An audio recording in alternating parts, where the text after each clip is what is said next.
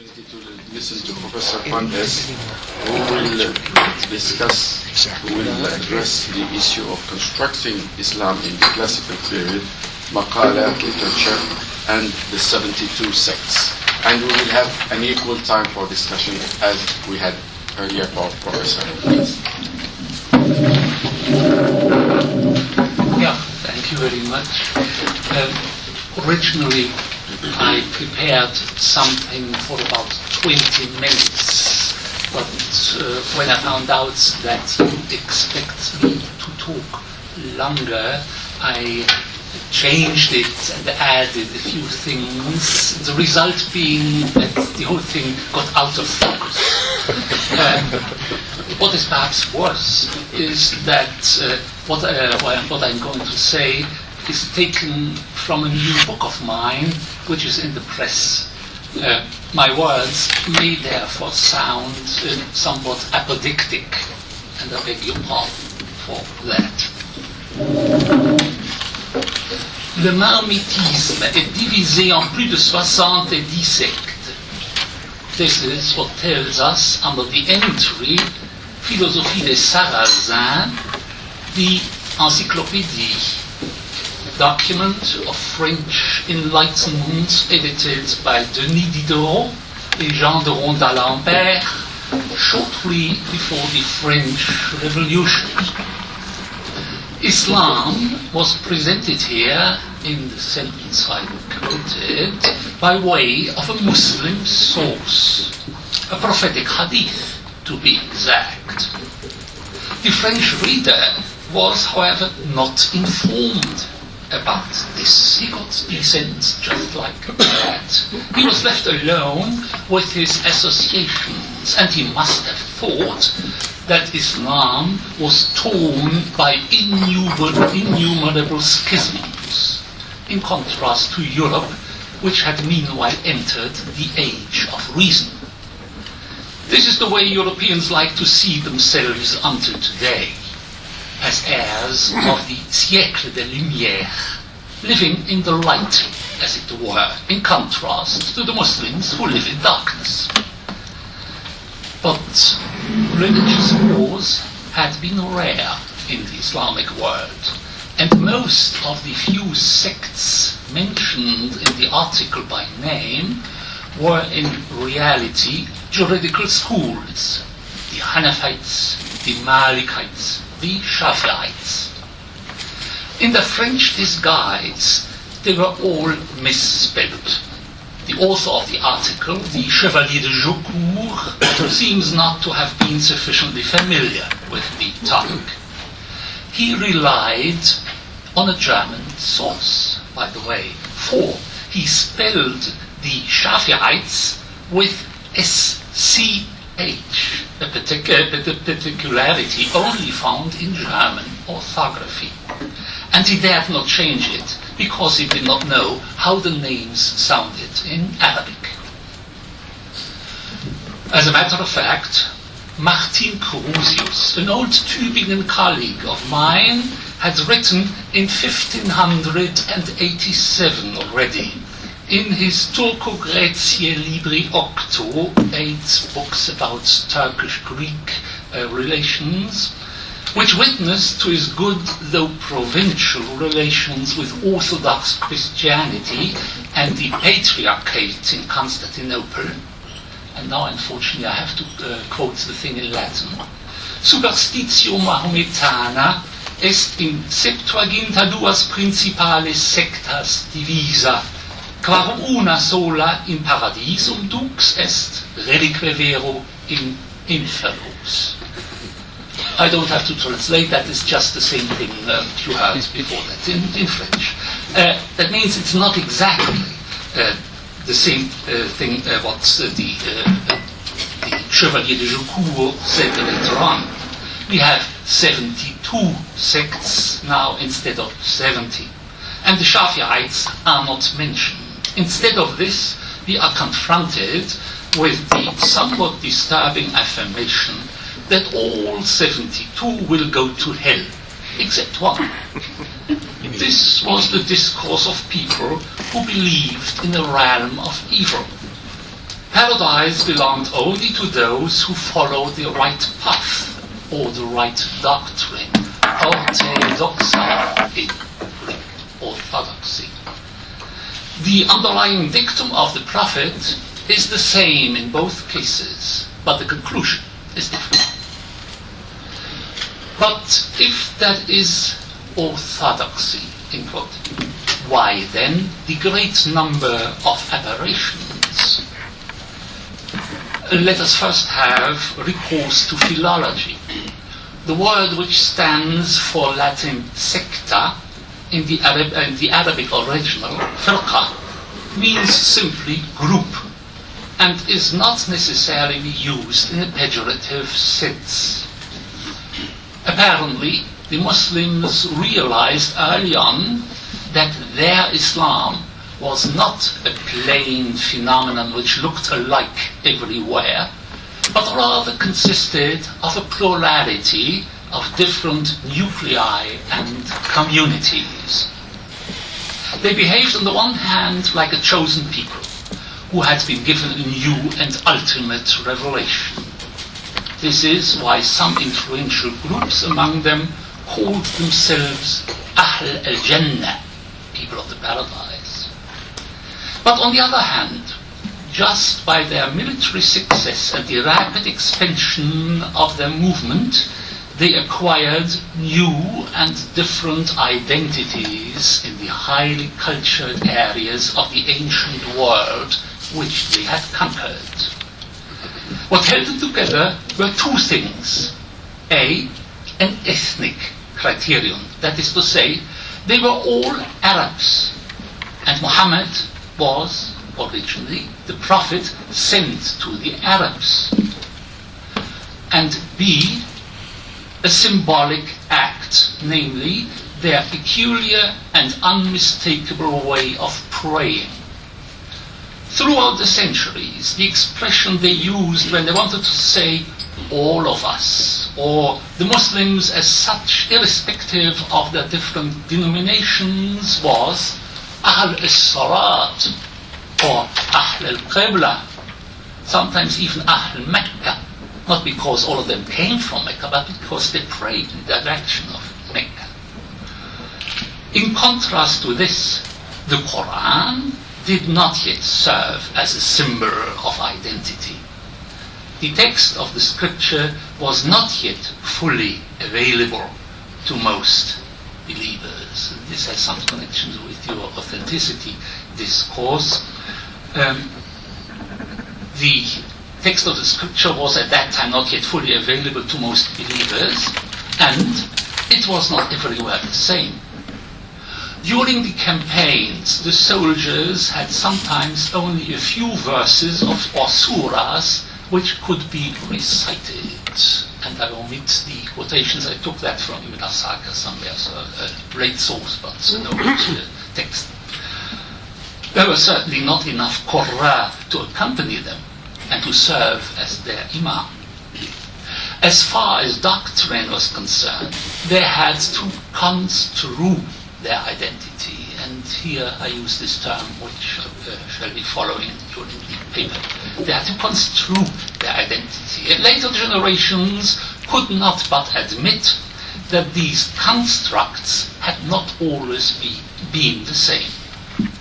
They prayed in their Islamic way, but they had not yet defined where this should be done. Masjid did not mean mosque, but simply a place fit for prostration. Sometimes they even prayed in churches, as Suleiman Bashir has shown in an article in the Muslim World. The diversity could be perceived as disconcerting and frightening. Firqa was very close to furqa, schism, dissension. As a matter of fact, the numbers 70 or 72, which marked the breadth of the split inside the community, had been taken by analogy from a paradigmatic event which everybody knew from salvation history, the erection of the Tower of Babel, which humanity had failed to finish. Speech had been confused since, and the languages which had sprung up had been connected in early exegesis, not Muslim exegesis, already before Christian exegesis, Jewish exegesis, had been connected with the peoples mentioned in the preceding chapter of the book of Genesis. I am talking about what is called in German, in Old Testament scholarship, the Völkertafel. I do not know whether there is any English translation for that. It's the chapter before we talk about the Tower of Babel. And there the nations of the ancient world are mentioned, all of which spoke a different idiom, and they had been counted as 70, or following the church fathers, as 72. It depended on how you counted. The names are the same. Both numbers were symbolic, denoting plenitude and perfection. 72 occupying, as 6 times 12, a special rank in the sexagesimal system. In Arabic, the peoples, these nations, had been translated as Milal. And under the influence of ancient Syriac, the word Millah had become equivocal. In the Quran, it could also mean creed or religion. This created a new situation. The multitude of languages had still been ambivalent. It could be accepted as a mere fact of life. The diversity of religious doctrines, however, aroused deeper emotions, for not only did it provoke misunderstandings, but also polemics and strife. True, the Christians believed that the linguistic confusion had not been irreversible, thanks to the experience of Pentecost.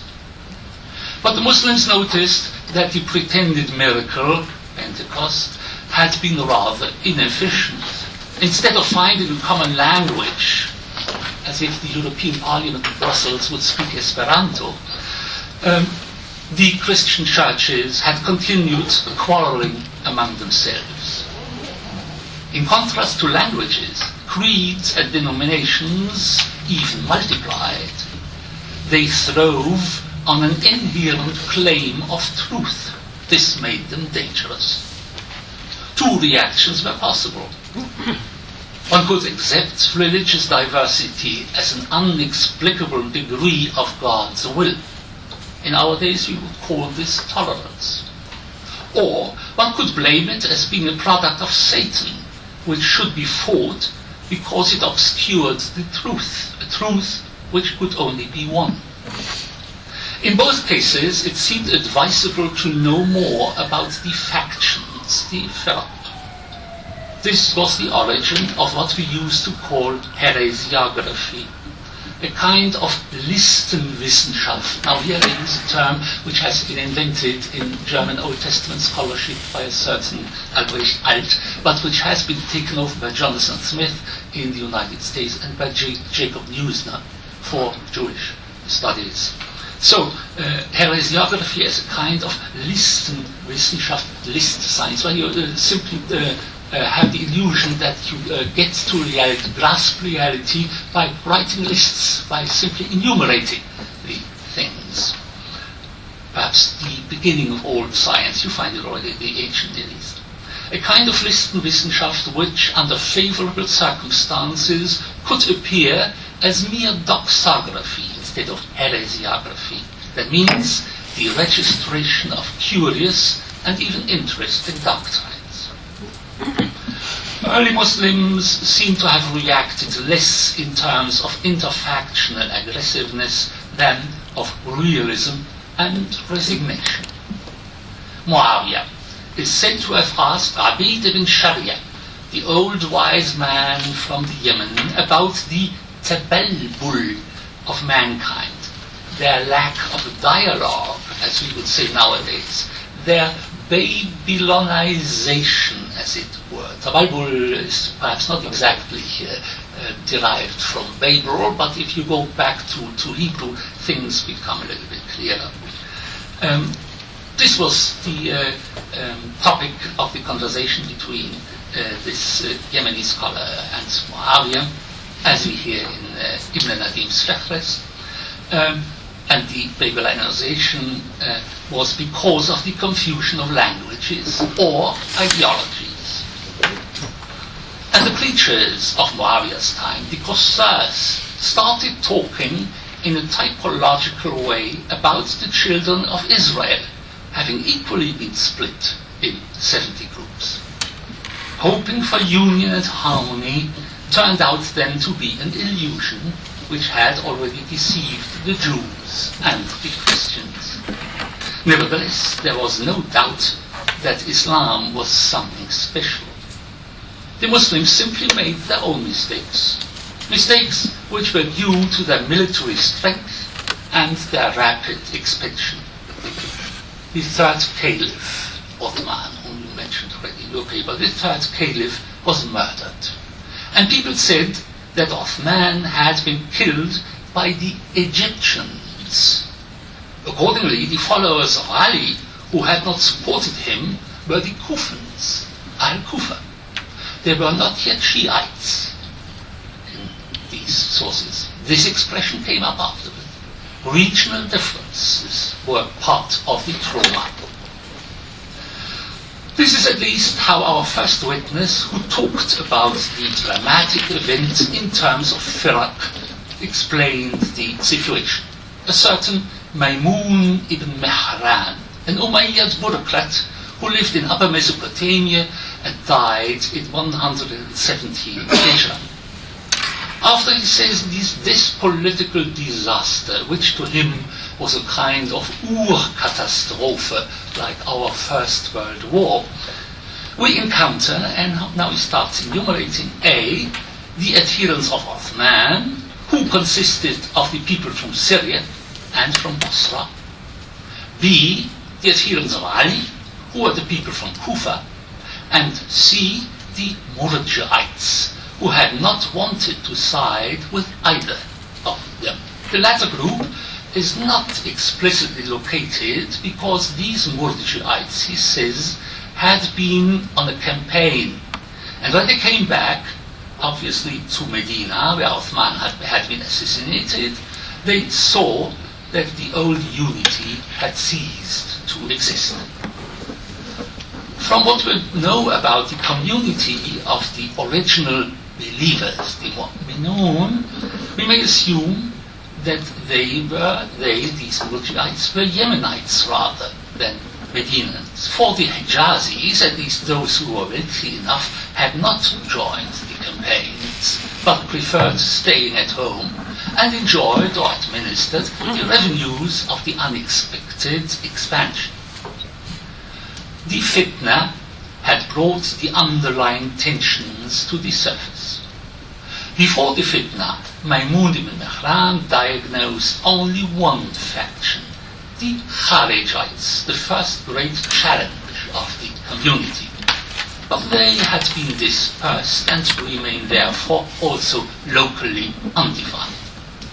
However, he distinguishes, apart from these four groups, a fifth one, whom he names the Fi'at al-Islam, using a new key, as it were, religious rather than geographical. We feel reminded of our modern Islamists. And as a matter of fact, we won't find this term, Fi'at al-Islam, anymore during the entire Middle Ages. What we find instead, however, is an expression similar in meaning, though not yet used by Maimun. Al-Firqa, al-Najiyah. Maimun leaves no doubt that, like the Firqa Najiyah, his Fi'at al-Islam followed the right path. They may still look rather similar to the Murji'ites, but there is one big difference. Whereas the Murji'ites took a negative stand and doubted, shakku, that means did not side with anybody, the Ahl al-Islam declared their solidarity with Uthman as well as Ali. they left the guilt question open and avoided any discussion. What they wanted instead was jama'ah, living in harmony, almost like the modern democracy. However, we are not quite sure how they understood their jama'ah as concord, that means an abstract ideal, or as majority, that means the concrete demographic realization of this ideal, in the sense of as-sawad al-azam, as one used to say later on in Iraq, and especially in Central Asia.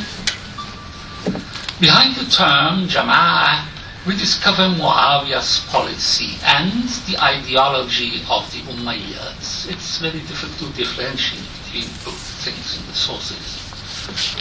In an empire which was no longer ruled from what had become the periphery, namely Medina, but from an old power center, namely Damascus, it was expedient to propagate concord under the pretension of representing the majority of the Muslims. The year in which Muawiyah could hope, by having bribed Hassan ibn Ali to assemble both the adherents of Uthman and of Ali behind himself, was aptly called Am al-Jama'ah. Maimun had belonged to the circle of Umar ibn Abdul-Aziz. But in his old age, he died in 117, as I said, he knew already that the Jama'ah plan had not worked. It is true that among the factions or sects, he does not yet mention the Qadarites, who emerged under Hisham and in the army at that. But we can guess that politically and religiously the conquered did not reach far beyond Syria. Muawiyah was said to have equated the Jama'ah with the Firqa al-Najiyah. Yet, in the context of the same apocryphal saying of the Prophet, which predicted the split of the community, the sects, the hadith of the 72 sects. This allowed for the question of how a group which goes to paradise, the Firqa al-Najiyah, could be the majority when there were 70 or 70 groups beside it. Muawiyah had allegedly solved the contradiction by adding one more prediction of the Prophet. There will arise people in my community in whom there is a frenzy as if from rabies. يَتَجَارَى بِهِمْ كَمَا يَتَجَارَى الْكَلَبِ. This was a clear allusion to the Kharijites. Although few in number, they had split endlessly. They were the 72 then. The rest was the Jama'ah. But this interpretation, ingenious as it was, could not be retained, for the Shiites split too. And when the Qadarites' doctrine was taken over by the Mu'tazilites, they also started founding numerous individual schools. This was, after all, not necessarily a negative experience. The development could also be seen as an example of plurality. A plurality, moreover, which was tolerated, if not fostered, by the government, which had become Abbasid in the meantime. One could say, of course, such diversity is merely based on theology, useless and misleading, just idle talk, kalam. Outside the world of the intellectuals, theology was frequently considered to be a rather dubious art, discredited by the Christians. In Christianity, theology was protected by an institution, and there were different churches. The institution being the church, but there were different churches which were not on good terms with each other, just because of theology. In contrast to this, Islam treated theology as a matter of the market. People could simply boycott it. But they had also the possibility of freely choosing the variety they preferred, so at least in the big towns. The schools, later on, many of them rather a kind of debating club, and not only so among the Mu'tazilites, advertised themselves by issuing an aqidah, a creed. We still have a considerable number of these texts, Symbora as they would be used in Christian church history, or Bekenntnisschriften with regard to German Protestantism. We have a considerable number of these aqaid, especially for the 2nd and the 3rd century Hijra. They were carefully preserved and documented, but none of them lasted forever, as did the Christian dogma, which is still recited in every divine service. One of our oldest theological treatises, the Irad ibn Amal's Kitab al-Tahrish, which has recently been discovered in Yemen, is a text of the 2nd century Hijra, and if Ridwan Said he could tell us more about that, because he is one of the 2 persons who want to edit this text. So, the Irad ibn Amal's Kitab al-Tahrish deals with these schools as a fact of the author's word. The Irad wrote the book because somebody had complained about the ikhtilaf, the difference of opinions, and as a matter of fact, he himself was not quite happy with the situation. He quotes the saying that true Islam is a stranger in this world. بَدَأَ غَرِيبًا وَسَيَعُودُ غَرِيبًا. It's a hadith, but he doesn't care so much about hadith. Hadith is in the world, but it's not an authority for him. But Irad does not deny the phenomenon of ikhtilaf as such. He rather tries to simplify matters by showing that certain groups which had different names were nevertheless identical and merely distributed regionally. The Murji'ah, for instance, was, as he says, called Jahmiyyah in Khorasan, Ghaylaniyah in Syria, Shamiriyah in Basra, and Wadahiyah in Kufa, without any notable doctrinal difference.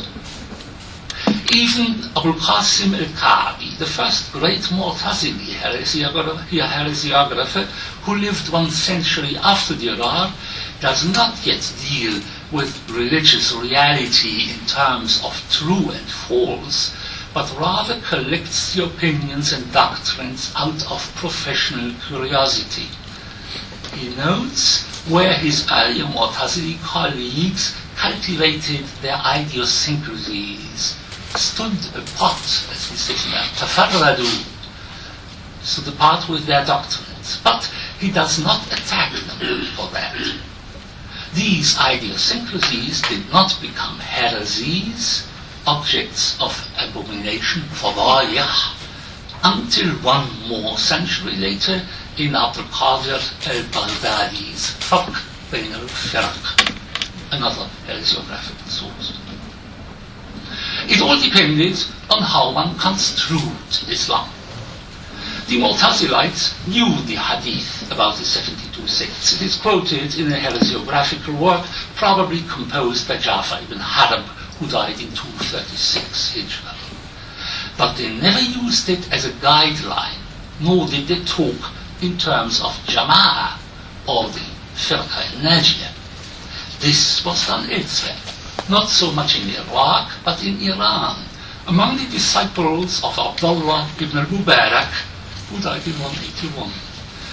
And we notice the consequences of it in some early texts of Iranian origin.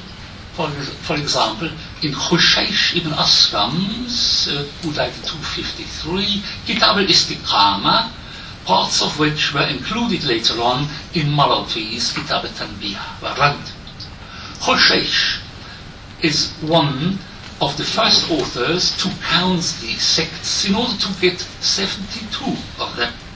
He then refutes them with a flood of Quranic quotations in the name of the Firqa al-Najiyah. The author who brings this method to perfection is an Iranian contemporary of Abul Qasim al-Ka'bi, namely Abu Mutir Makhul al-Nasafi, who died in 318, 1 year before Ka'bi, who died in 319.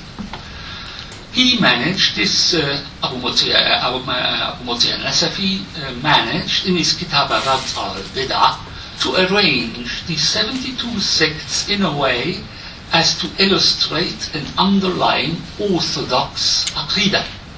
Every sect was then connected with only one heresy, so that rejecting these 72 aberrations amounted to defining the true creed.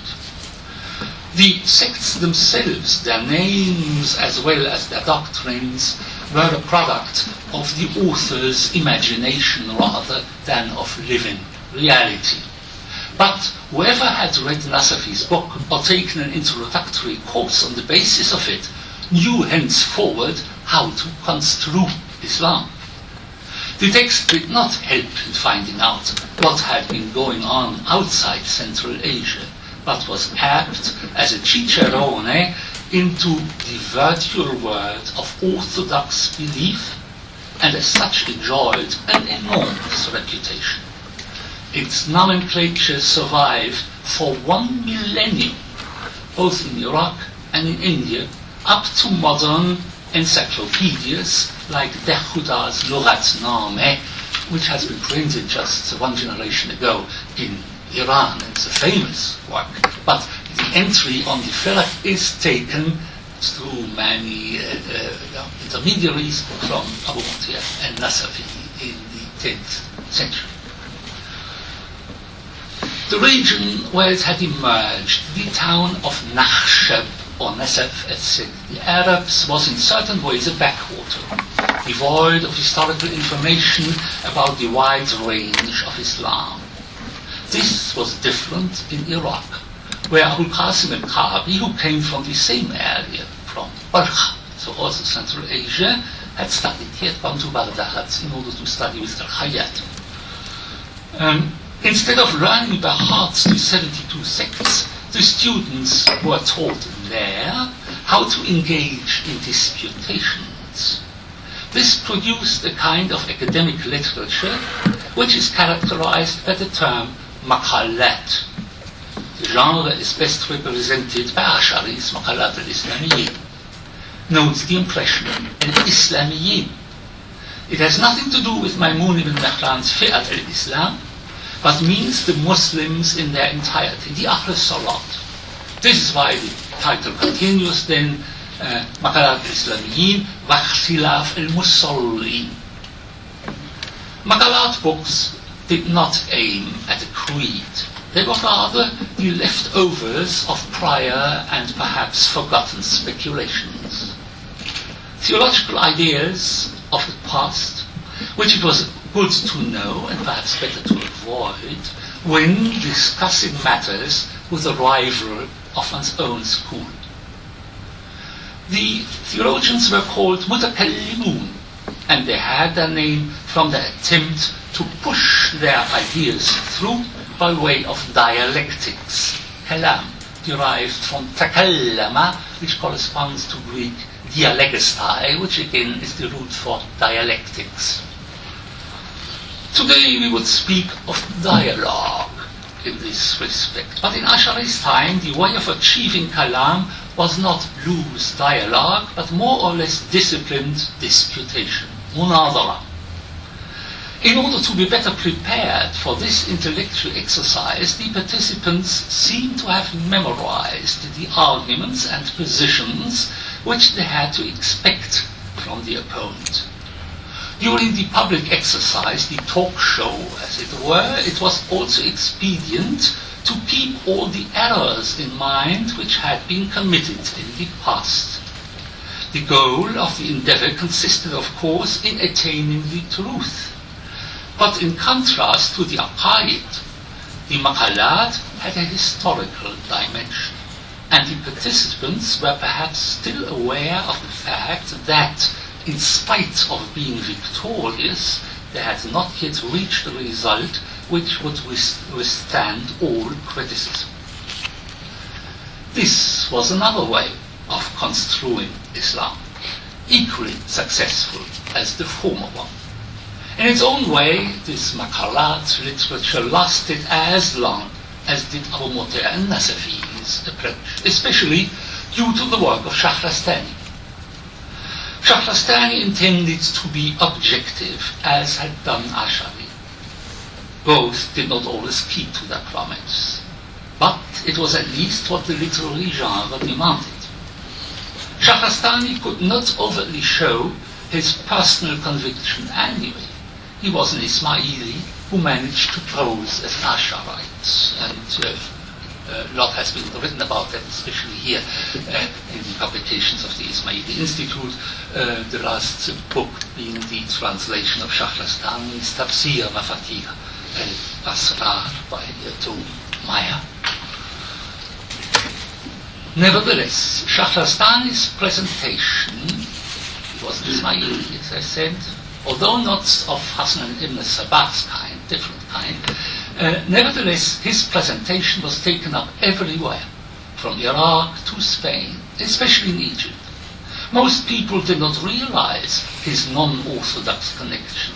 They liked the way he merged Islamic denominations with pagan schools, especially of Greek philosophy. The Ismailis had been doing this for generations. In addition to that, however, Shahrastani had still something else to offer, which looks unusual, at least to us, not so much to his contemporaries. When putting his material into order, he used a system which was derived from the practice of Iranian bureaucracy. He describes it in one of his 5 introductions, and Daniel Gimaret was the first to furnish us with the right interpretation of the relevant passage. Shahrastani was familiar with the Hisab Divani in Iran, the way the revenue was administered and calculated in the chanceries, and he distributed the denominations in the same way.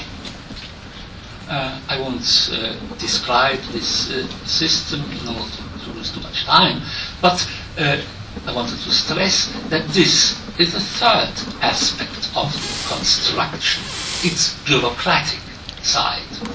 At any time, bureaucracies produced classifications, otherwise they would not have been able to grasp reality.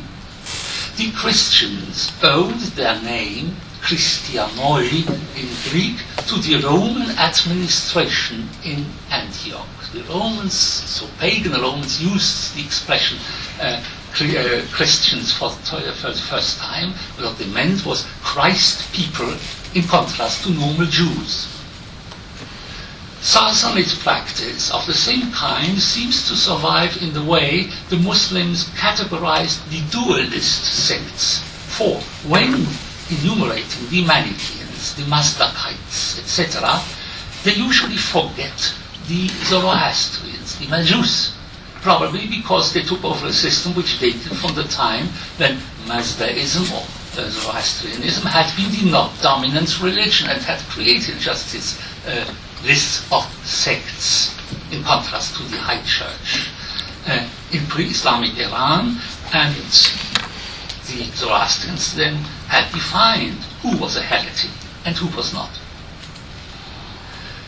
In the second half of the 3rd century, Hijra, a certain Misma'i, a nephew of the Mu'tazili theologian and heresiographer Zurqan, produced a book which he called كتاب معرفة ما يحتاج الملوك إلى معرفته في أصول الدين وأقابيل فرق الأمة. Obviously a kind of manual for the government, for the muluk, which contained, besides a catechism, the Usul al-Din, a survey of the Islamic denominations, أقابيل فرق الأمة. Our best example, however, is Khwarizmi with his Mafatih al-Ulum. For in his endeavor to serve the needs of secretarial organization, he made use of the tradition of the 72 sects. The list he incorporated into his manual corresponds to the one we find in a contemporary Ismaili text, the Bab Shaitan from Abu Tammam's Kitab al-Shajara, recently edited by Paul Walker and Wilfred Marlowe. This list can perhaps be retraced to Abu Zayd al-Balkhi, another contemporary of Abu Qasim al-Kabi and Abu Mutir al-Nasafi.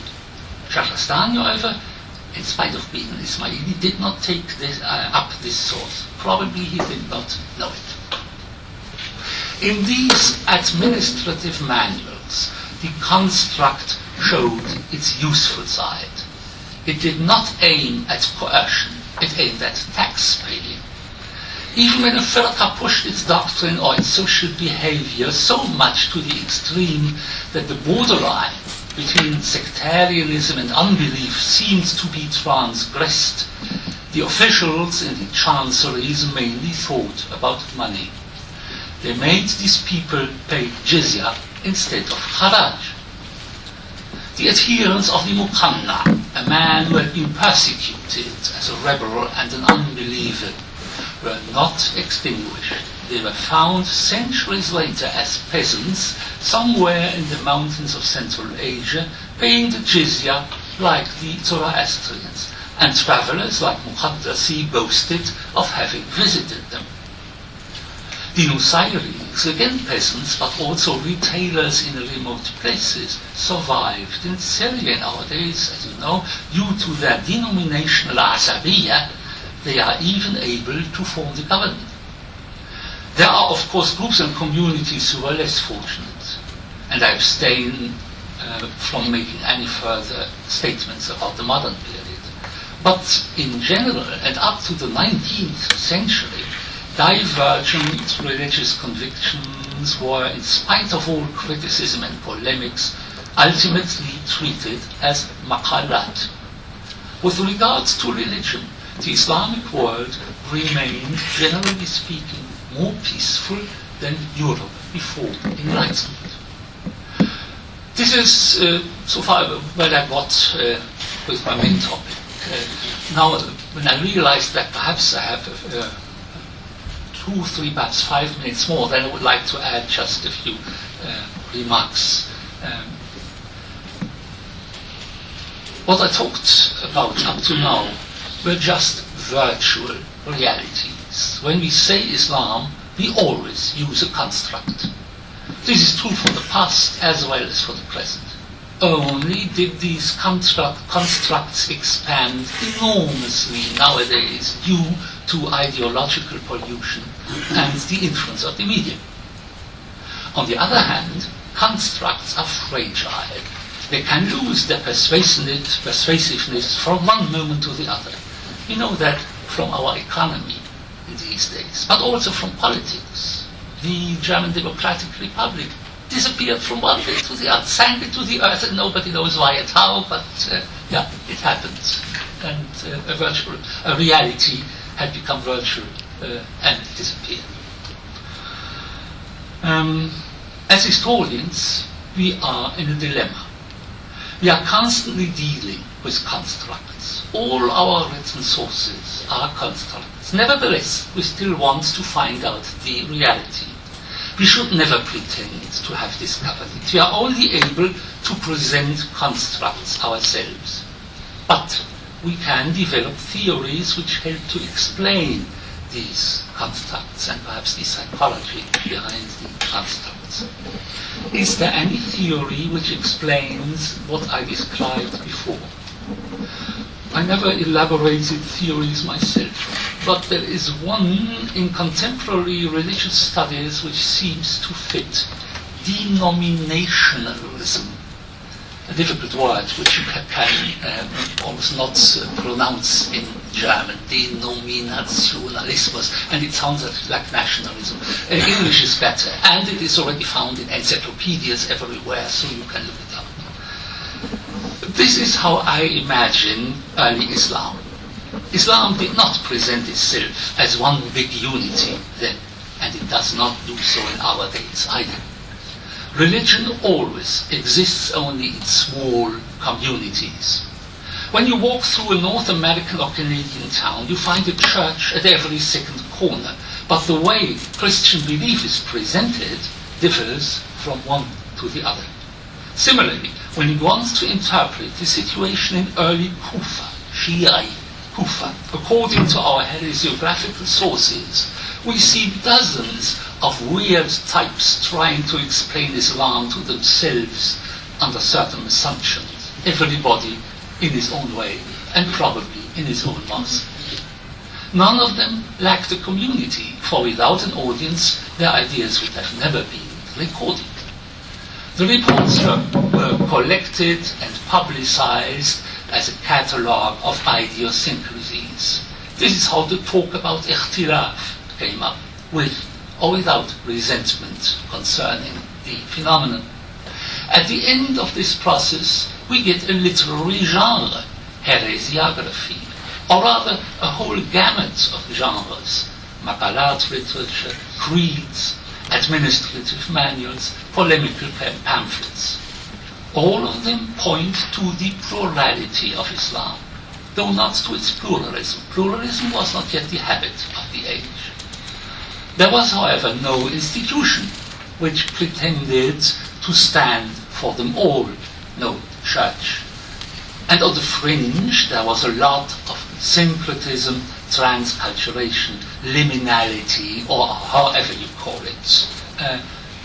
One good study has been published here in the Ismaili Institute of that book by Dominique Silla Khan, Crossing the Threshold. It's about India and about liminality. So it's one of this multitude of theories which we have now was applied to the situation at the fringe of Islam in India, where Hinduism and Islam just merge. People noticed the differences, either people, Muslims in the earlier centuries, noticed the differences either with curiosity or with exacerbation. There were specialists who prepared lists of groups, sects or heresies, but however elaborate these lists were, they did not last forever. They rather became obsolete after some time. In contrast to this, the phenomenon itself, the ikhtilaf, survived. A man like Muqaddasi took plurality for granted. Even in our days, Moroccan Islam is different from the Saudi or Iranian variety, and there is no indication that this is going to change. Thank you.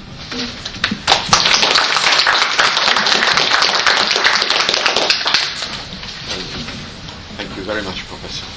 I think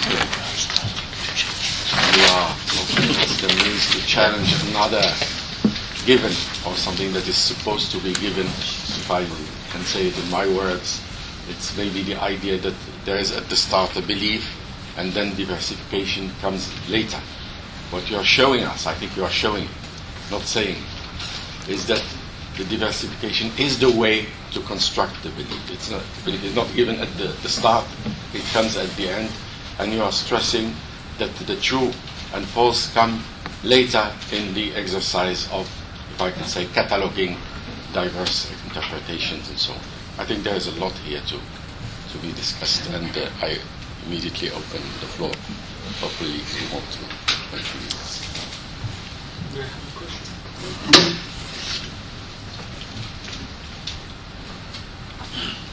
Thank you very much for the wonderful presentation, and the presentation takes quite detailed note of events, and as well as the way the early Islam was constructed and the 72 sects were formed. And one thing that I would like to ask is that while constructing these early Islamic period, or the formation of these sects, one thing that came to my mind, and I did not see in the presentation, is that the relevance of the issue and concept of authority and power. Because one thing that is the underlining, what we see is what happened, which was you described in a very detailed way and fascinating way.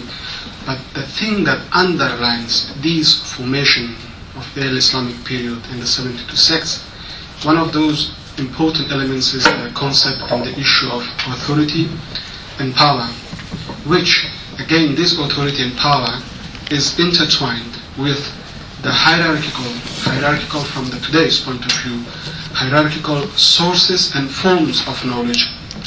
Now my question is that if you look into that element, how the presentation will change itself and how the construction of history will change itself, yet looking into the issue of authority and power and the sources of and forms of knowledge, not from theological point of view, which Professor Arkun would term it as the imaginary representation of what is called, without precision, truth, and yet with capital truth. So now how that would change the entire presentation or reconstruction or revisiting of the history of Islam, and yet the concept and issue of authority and power and sources and forms of knowledge from a very historical development point of view. That what to me is something that I would like to see how that will affect the presentation in the future kind of work that young and established historians will revisit and will do that. Yeah, this is one way of looking at things, and with authority we come close again to authenticity in our discussion. Both things were brought together. I think that it was John Wansborough who in his sectarian milieu used this term authority in connection with power and so on. And of course it's an important criterion. The first sect, so to say, were, as I said, the Kharijites, and for them the question of authority was quite essential because they didn't accept the caliphate. This doesn't come out very well in our sources. We must derive that from the historical development, perhaps from poetry. But heresiography is already too late for saying this openly. The heresiography came to the surface when this question of authority among the Kharijites had already been pushed into the background, for the Kharijites had among themselves the Ibadiyya, and the Ibadiyya was living in Basra under the Abbasid Caliphate. They didn't accept the Caliph, but that they didn't say it, of course. Afterwards they emigrated, they went back to Oman, and in Oman they didn't need to think about the Caliph anymore, but instead of that they created a so-called imamate. So they showed that they needed authority for themselves. This would be one example where one could follow this idea of authority. Then you brought in you understood authority also as power, as the factor which influences the criteria of selection, and which shapes this literary genre. And as a matter of fact, of course, there is change in these the examples of this literary genre which appeared during this millennium. But there is less change that we should expect, because these books were not written in a vacuum. They were used in schools, in madaris. So you have the academic side of it, and this academic side is very conservative. There you have a text, if you take Abu Moti al-Nasafi's Kitab al-Rads wal-Bida, it seems that this text was handed on in Nasaf, Central Asia, in the same family for generations. And then it was taken up by other authors. These other authors changed the text by introducing new phenomena which had not yet existed in the original, the beginning of the 4th century. So you have change, but not because of authority, but because of changing reality and the attempt of adaptation to the reality which is taught in the madaris. That's what relates to the concept in which of the sources and hierarchy of knowledge. Yeah, it depends on which term. The hierarchy of knowledge is, of course, yeah. The terms you are using are, like all our terms, of course, in certain traditions. Normally, linguistic language tradition and national traditions. We have had this morning the English tradition, of course, bound to English, the French tradition, with especially of the French ethnography. There is a German tradition. So when you mentioned the psychologie historique, I tried to translate that into my vocabulary, and I thought I found out that in German this would sound differently. We would differentiate between Geschichte and Geschichtsbild. The same happens, of course, with these things. This authority discourse is, as far as I can see, not so much used in Germany, and also this hierarchy and so on. This is, but it's useful. But there are also other discourses, and of course, then our construct changes according to the discourse. This is clear, and this has always been the case also in medieval texts. Yes. Professor Van Ess, you made a very important distinction between plurality and pluralism, and I wanted to just explore that and ask you a question about it. Plurality, as opposed to pluralism, is a kind of de facto pluralism, let's say. That is, it hasn't flowered into a self-conscious doctrine. It's something you just describe as a kind of phenomenology of the social, but it isn't a self-conscious doctrinal claim. And so one good question to ask historically is, how is it that we have brought into our discourse, when and how, the idea of plurality and transformed it into the idea of pluralism? And I think in the development of liberal doctrine, where pluralism became a central concept, it was essentially a product of some of the developments in society in the post-Westphalian model of the nation.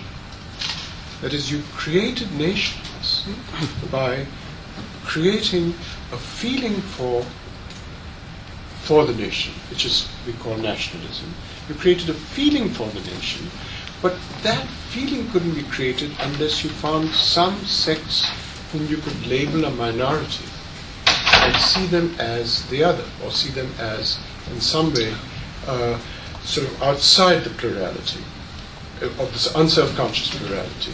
And once you were able to do that and create a sense of nation, which is just the Westphalian model of the nation, then 200 years later or whatever, you would, having done that and done all the damage, you would reintroduce a doctrine of pluralism to say we must after all show tolerance to the minoritized, or the so it develops in this form, right?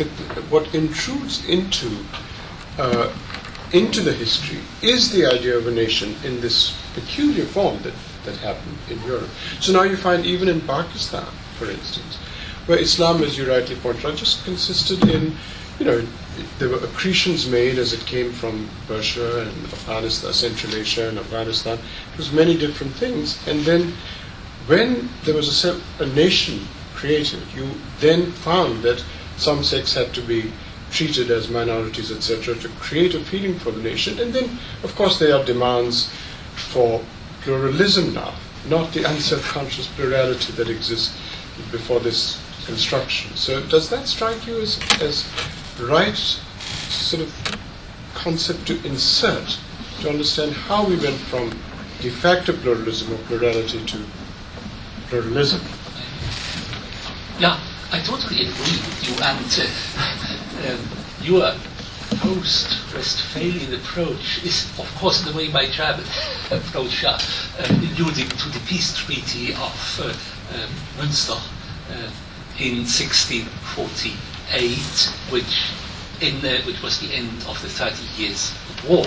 And then the situation had become, the religious situation had become so complicated that the delegate of the Pope at this treaty was kept out somehow, and the enlightened nations, enlightened through war only, and through the brutality of the facts, that they decided, now let's forget about it and create something pluralistic by giving up the criterion of truth.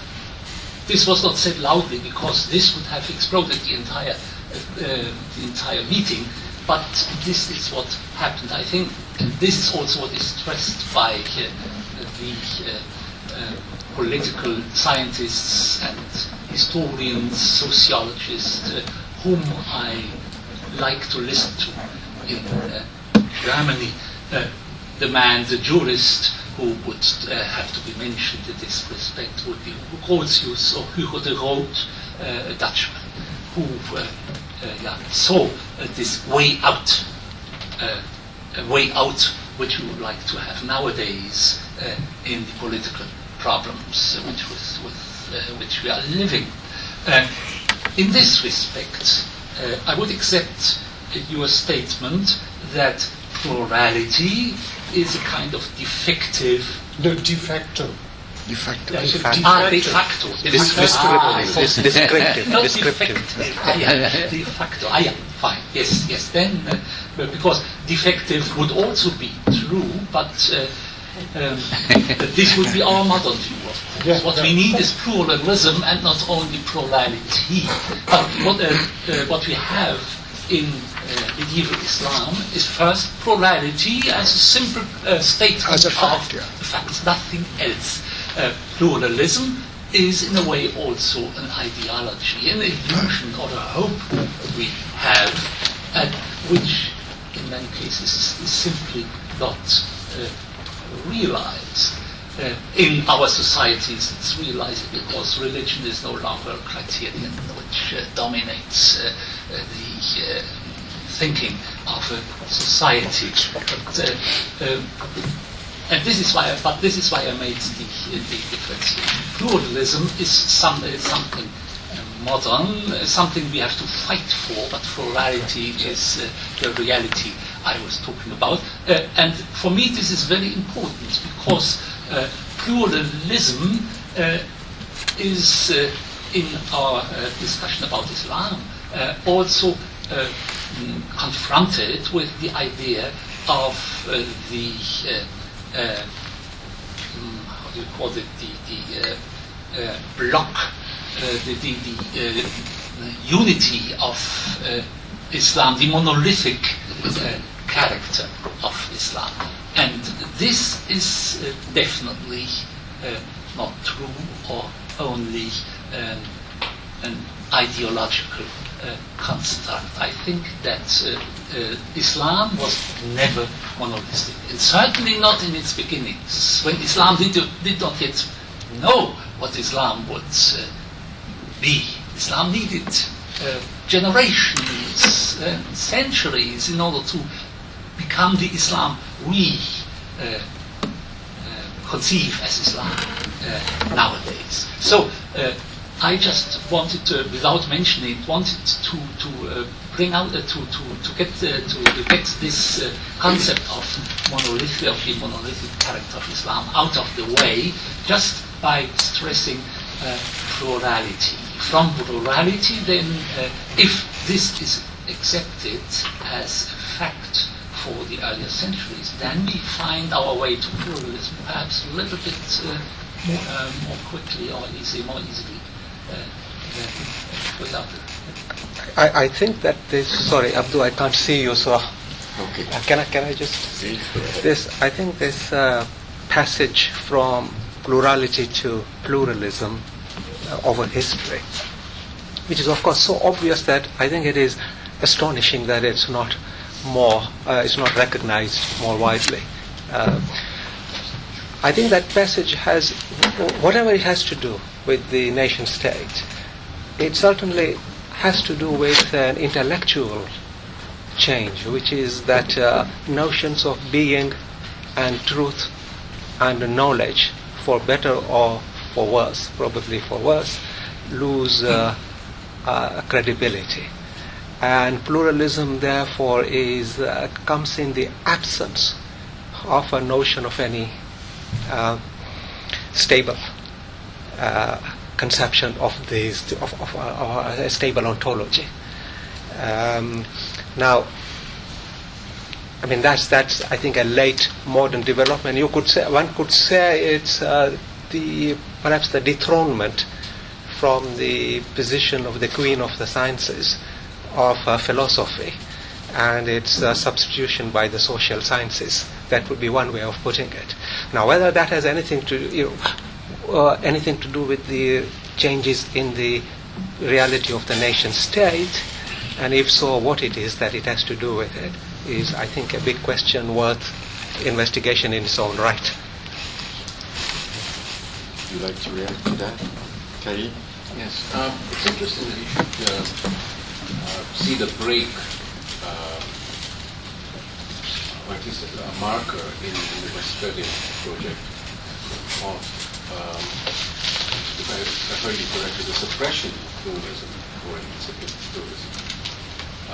Some scholars like John Packer in Canada see the origins of liberal thought which led to pluralism and multiculturalism in the Westphalian model, specifically the fact that the princes, so in the case of a Catholic prince, having to protect the Protestant minority, and vice versa, that in that, you see it as sort of the creation of the other, perhaps, but John Packer would see that as sort of the precursor of what ultimately led to the kind of pluralism that perhaps developed in Switzerland, recognizing various language communities and cultures, and later on in Canada, Australia, and other parts of the world, multiculturalism and so on.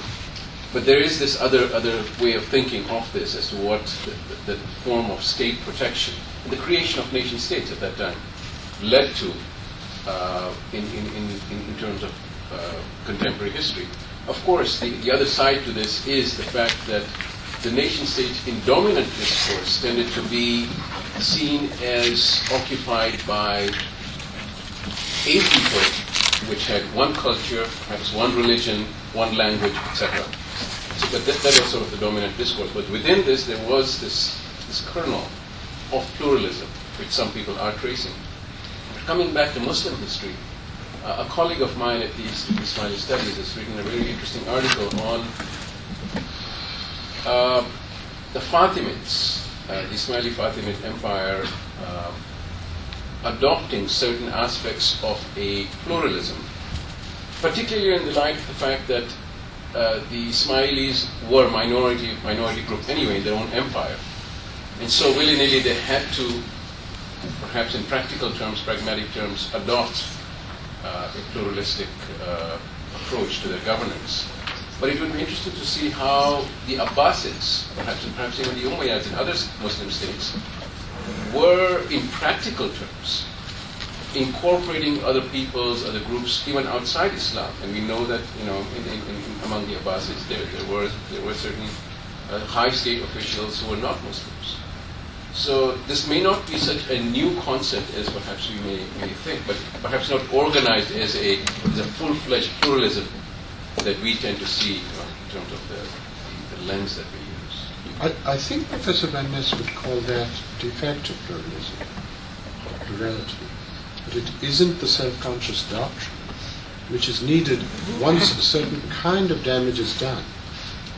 Right? So I think he would describe it as as it were, pluralism on the ground floor, just de facto. A pragmatic approach first, but I think we do not disagree. I may have expressed myself in a somewhat opaque way, but what I wanted to say is that before the Treaty of 1648, the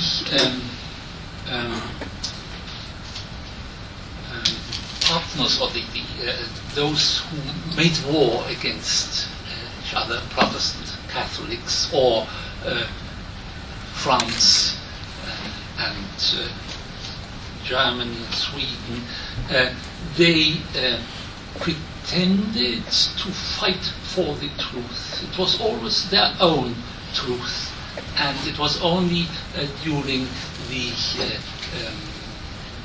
deliberations, during the peace conference, that practical politicians, representatives of the princes, not of the Pope, and not of the Protestant ministers or the Protestant governors, they decided to leave this question open. The outcome was liberalism.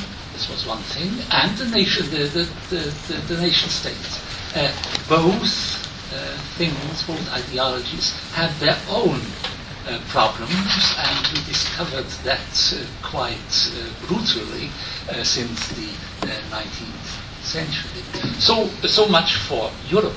Now, the question is still open whether we find analogies in Islamic history and liberalism, tolerance, or whatever it is, avant la lettre. I'm sure Anachronism. that Anachronism.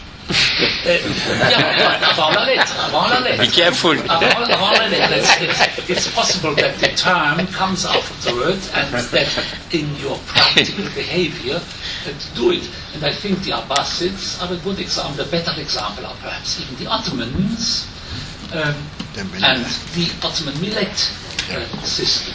And this was a system which worked. We do not have enough research in order to find out how it worked. But of course it's a fact that the bureaucrats of the Abbasids, and especially of the Ottomans, were not always Christians. If there were Muslims among the Abbasids, there were sometimes extremely heretic Shiites, according to the Shi'is. Take Shalmarani, for instance, important man was executed by the Caliph, but before he had been minister. So the practice of medieval rulers, this is an interesting topic, even when we try to deal with it with modern terms. But of course we have to be cautious. And we have to do it. And until now, I think we did not do it. So we do not have enough examples. Yes, when I listen to our friend Van Ess, or I read what he gives us, I think of the wonderful title Biharul Anwar. Bihar, mush bahar, singular. Biharul Anwar.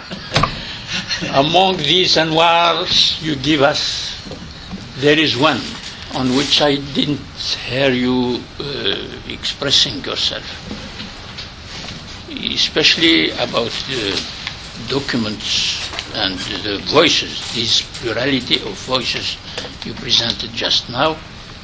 It is the concept of legitimacy. Yeah. Did you found in all these texts and with all these voices implicit or explicitly expressed the seek for legitimacy? Because legitimacy is the basis of authority and also the basis of power. Yeah. And legitimacy also has two faces. It is the search for truth,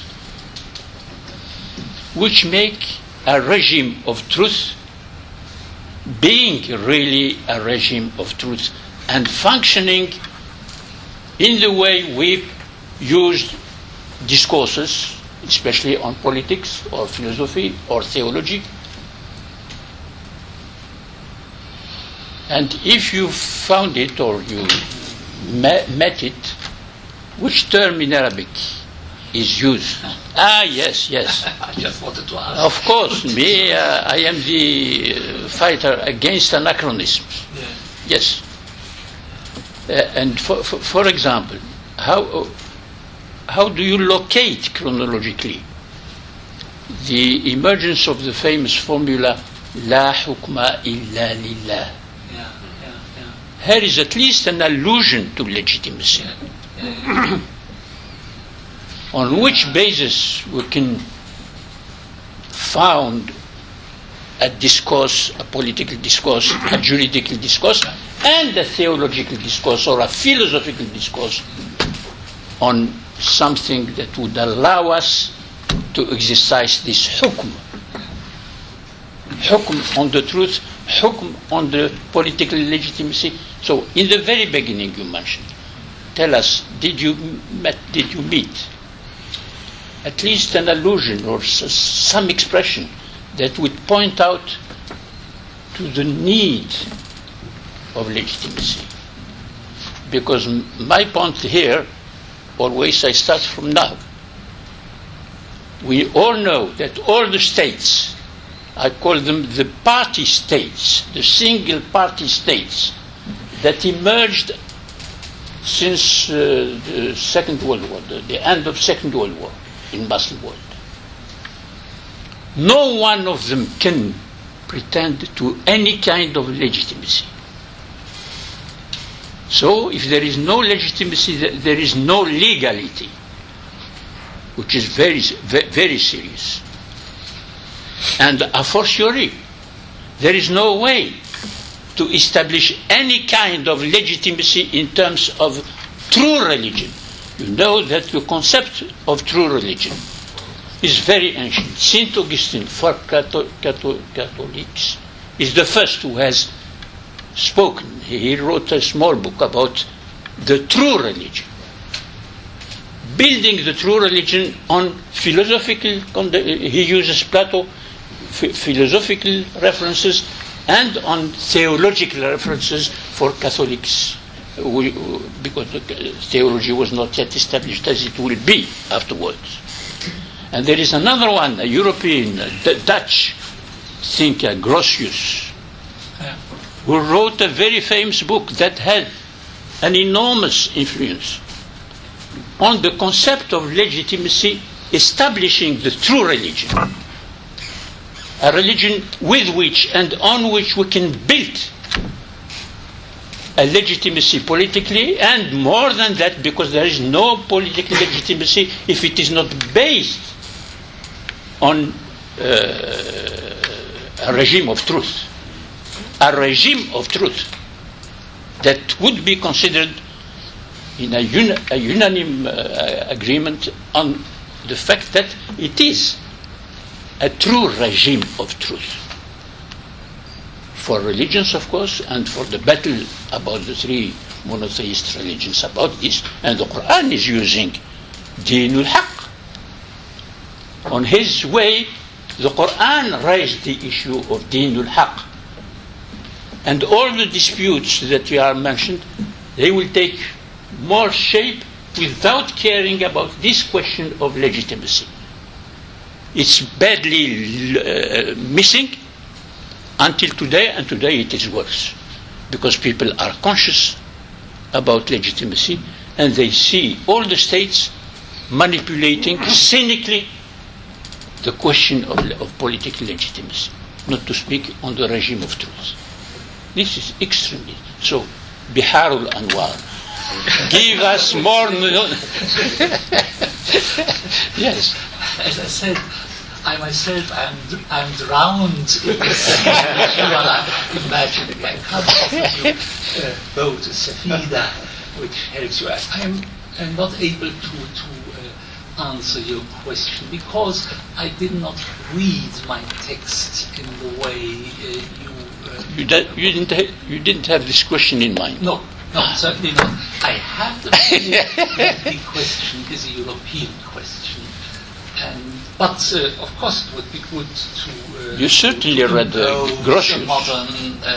I mentioned Grotius before, but Grotius lived after the time of Reformation. Yes. In a period 17th, of intense religious strife, and he wanted to get out of that. As I said before, in the post-Westphalian period, the search for truth was consciously avoided. Otherwise, one would not have been able to create the situation which we had in Europe after 48. But all that doesn't answer your question. Yes, not. You asked me about La Hukma illa lillah. La hukma illa lillah. How chronologically, when? I know that only from the Kharijites. I can't remember any sect of Firqa who took this up afterward. Because this was somehow not their business, and the question had been decided. The Abbasids were there, afterwards other dynasties. So it's a slogan of the Kharijites, but we do not find it in heresiography. Normally we find it in our historians, and then the question comes up to what extent the reports about the historians, about the Kharijites interview and so on can be trusted. Then you brought up the term haqq. Of course the term haqq is everywhere, and we have from time to time people who call themselves Ahl al-Haqq. That doesn't mean much because they always meant themselves, and the opponents didn't believe it. There were special groups who managed to push this through in their time. These were the Shafi'ites in Baghdad from the time of Abu Ishaq al-Shirazi onwards, so in the early Seljuk period. They managed to call themselves and to advertise themselves as Ahl al-Haq in Baghdad. Not in Iran. In Iran, nobody accepted that. But you find Ahl al-Haq in a way everywhere, but it doesn't mean much, and you never find out what they meant by Haqq. Haqq was simply their own opinion. This could be juridical, this could be theological, and it was different in every instance. We could ask, the term Haqq or Haqiqa is therefore a little bit opaque. We could try to find principles, the usul al-khamsa of the Mu'tazilis, for instance, but the question of legitimacy does not come up. I would look for that perhaps in Mawardi. In Mawardi's Ahkam al-Sultaniyya, or in the book written by this Hanbali scholar Abu Ya'la Farawida. But I have the feeling that he simply takes legitimacy for granted. This is what they had, and then they build upon this reality, which was a wise thing to do, otherwise they would have got into trouble. But it doesn't help us. We, of course, we are free to think about all that. Sometimes I have the feeling it doesn't help much in practical politics. But for us, of course, this is a conditio sine qua non. But it's not for these things. Yes, well, we're becoming short of time, but Abdul Wahab, you had a... Just a small comment on this issue of legitimacy. Thanks again. But to answer your question, I think the Muslim theology have learned to live with illegitimacy. Because since the Umayyad times, everybody regarded the system as illegitimate. But as pragmatism, as a matter of pragmatism, they lived with it. So it's not new. The kind of illegitimacy we have today is actually certain. I think part of the distortion of Islamic thought is Mawardi, as Van Ess has said, tries to so-called legitimize the illegitimacy by saying that, well, if somebody takes over and he's illegitimate, but we can't remove him, we have to accept it. And this is not an answer of the kind we are looking for. The point is, until now in Arabic language, like I said, for anachronism, we have no word for legitimacy. We say مشروعية, but مشروعية is empty. Because when we say legitimacy, we need a background of juridical thinking, of philosophical thinking, of theological thinking, without which the term legitimacy is empty. It doesn't function. This is, of course, an important problem. There are lots of examples for that, where it's impossible to translate or to find parallels to European terms in Arabic. Translating doesn't help, because then simply you got... you can develop another concept, but you have to fill it up to give a substance. Problem to find the parallel concept, and the problem does not only apply to the term of legitimacy; it also applies to the term orthodoxy. There is nothing which really corresponds to orthodoxy, and we can legitimately ask the question whether there was any orthodoxy in the Christian or European sense in Islam at all, or take verbal inspiration, which is always used with respect to the Quranic discussion.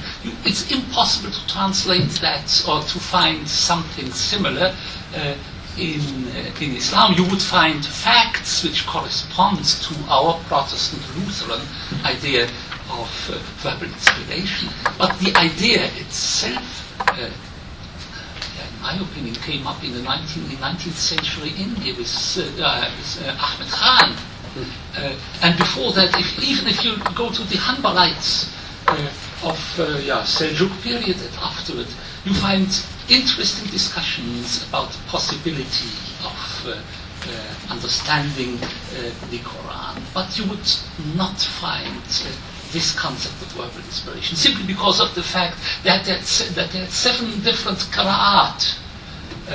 You had 4 Gospels in Christianity. This created enough problems to the Christians when they tried to define what Scripture was. But in Islam, they even had more of that, and they never doubted it.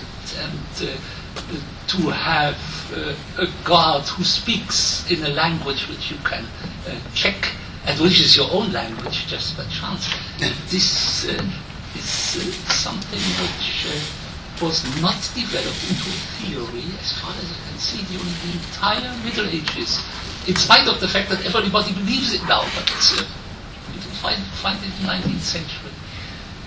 And again, we have this, the underlying problem is that we try to impose a term which we use ourselves, and which this respect is just derived from Protestantism and perhaps from Protestant fundamentalism. We impose it on Islam, and we ask, where is it and how does one deal with it? This is, again, an anachronism. Well, thank you very much. I think we reach a point where we clearly identify a number of avenues for research and thinking. I see maybe 2 great questions that come from our debate here. One about this evolution from de facto plurality or diversity to pluralism.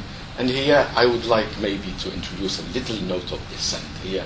Maybe we need a more complex theory for this, to understand this diversity. I just have questions about the sequence of terms, that you have aqa'id before you have maqalat, then you have milal. to my ears. And here, maybe the other issue that we are opening for discussion in the future is the of translatability of concepts that emerge in various contexts. Whether we try to understand when we start from one language and we want to go to other contexts. How can this work? How can we really achieve something? But again, I'm disturbed with the sequence of aqaid is creeds, maqalat is proclamations. So creeds is there first. So it would be like evolving in the other or going in various directions before coming to a point where maybe pluralism comes as something worth going for.